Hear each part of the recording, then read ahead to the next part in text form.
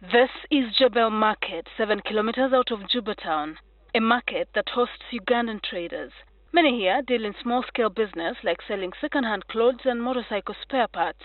It is here that we met Peter Senyonyi, who left Uganda in 2011.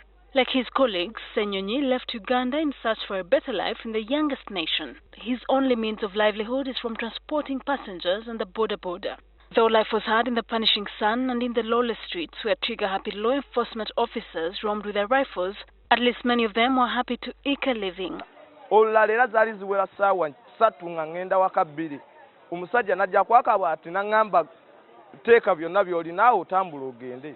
Naŋŋaba odduka ngenda kukuba essasi naye nga lwaki kijja lw'embeera ey'olutalo ebeera eriwo. In 2013, war broke out as President Salva Kiir accused his vice president, Riek Machar, of attempting a coup d'etat.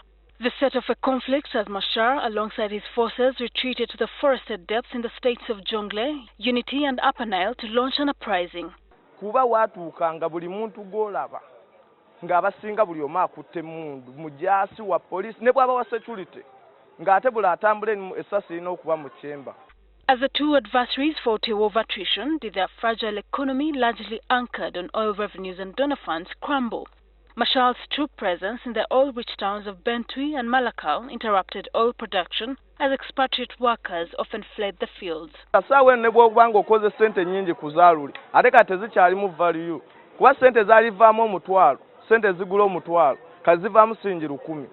Such is the life of many others here. Dola eri waggulu tugenda kwetunda lw'embeera kuba okola ofuna omusaala naye omusaala tegukumala omusaala gugwera mu by'emmere. However, gradually a semblance of peace began to return to the country after the UPDF occupied the trouble spot of Bor, Jonglei State's capital. South Sudan is Uganda's largest export market in the world.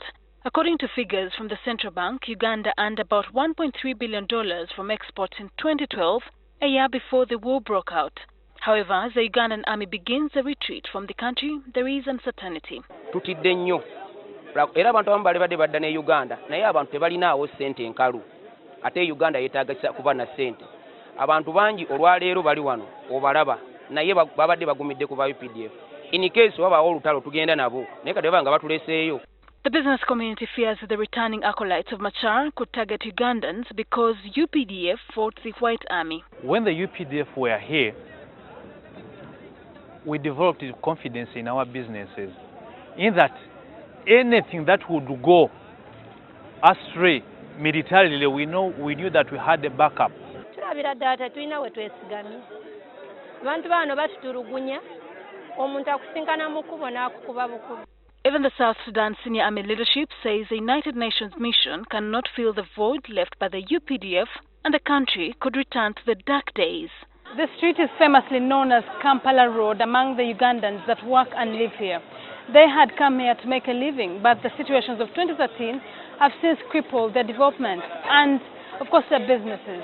And yet they feel they cannot go back home because the employment there is not assured.